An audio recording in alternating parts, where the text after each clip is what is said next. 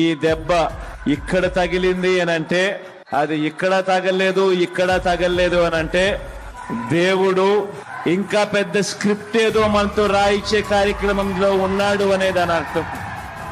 భయం లేదు, గెలిచేది 175కు 175 సీట్లే అని,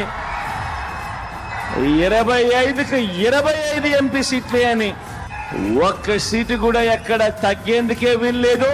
మీ భుజస్కంధాల మీద ఫోన్ అనే ఈ ఆయుధం మీ చేతుల్లో ఉంది అన్నది గుర్తుపెట్టుకోమని మీ అందరితో కూడా కోరుతా ఉన్నా.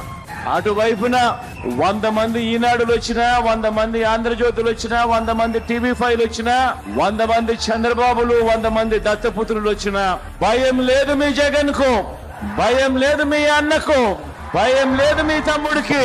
కారణం పైన దేవుడున్నాడు, కింద మీరంతా